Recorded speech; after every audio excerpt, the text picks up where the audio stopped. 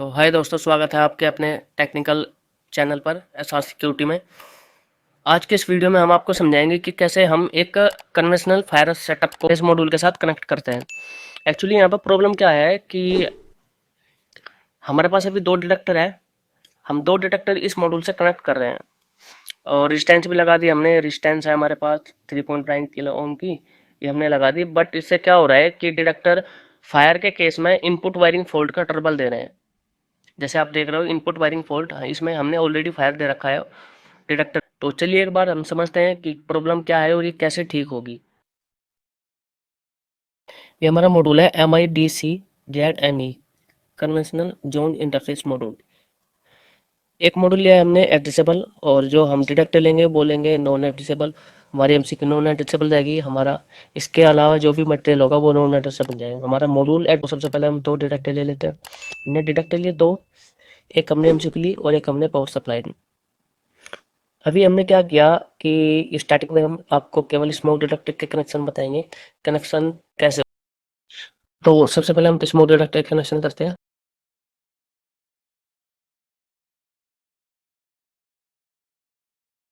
और दूसरा हम सप्लाई को इनपुट दे देते हैं। इन सप्लाई से आउटपुट मॉड्यूल को इनपुट 24 वोल्ट पावर सप्लाई। और ये सप्लाई हम इसलिए देंगे ताकि हमारे स्मोक डिटेक्टर और एमएसपी ऑन हो जाए। ठीक है, आप ये सप्लाई डायरेक्ट फायर पैनल से भी दे सकते हो, लेकिन उसमें वायरिंग का, प्रोग्रामिंग का बहुत चीज़ें होती है। तो वायरिंग का रूट ज़्यादा लंबा बैठा तो हम क्या करते हैं, डायरेक्ट यहाँ से सप्लाई दे देते हैं मॉड्यूल के पास से। ये 1 2 3 4, ये 4 पॉइंट हम लूप के हैं। सबसे पहले आउट है, फिर इन है। स्मोक डिटेक्टर लगाने के लिए हमने क्या किया कि मॉड्यूल में ही यहाँ पर ये आप देख सकते हो 3.9 के ओम भी है ना रेजिस्टेंस लगाई है।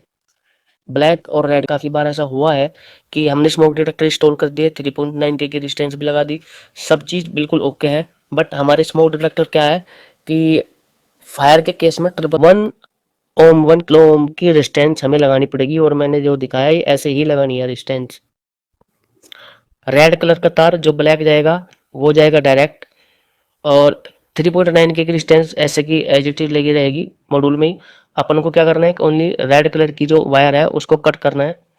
कट करने के बाद उसके बीच में रेजिस्टेंस लगा देनी है दोनों तरफ 1 किलो ओम की।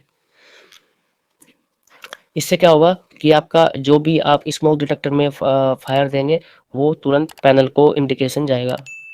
आप इस ये जो रेजिस्टेंस लगाने के बाद आप एमसीपी में कनेक्शन नहीं कर सकते।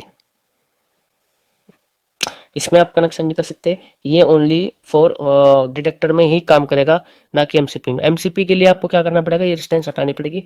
3.9 के की रेजिस्टेंस लगाने के बाद ही आप एमसीपी में कनेक्शन करोगे।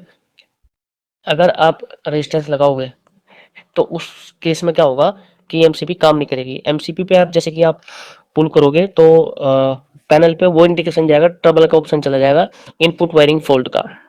उस सिचुएशन में आप क्या कर सकते हो कि जो एमसीपी से तार आएगी लूप में या कहीं पर भी, आपको क्या करना है कि जो ये रेजिस्टेंस है ना, इस रेजिस्टेंस के लास्ट सिरे में नहीं जोड़ना, उसको स्टार्टिंग में ही जोड़ना है। ब्लैक वायर जाएगी अपनी सीधी लूप होकर, लेकिन जो रेड कलर की वायर है वो आपको इस रेजिस्टेंस के जो मॉड्यूल से तार निकलते हैं रेजिस्टेंस लगने से पहले ही एमसीपी के से कनेक्ट करने हैं। उस केस में क्या होगा, एमसीपी आप पुल करोगे तो पैनल पे इंडिकेशन भी जाएगा और हुटर भी आपके काम करेंगे।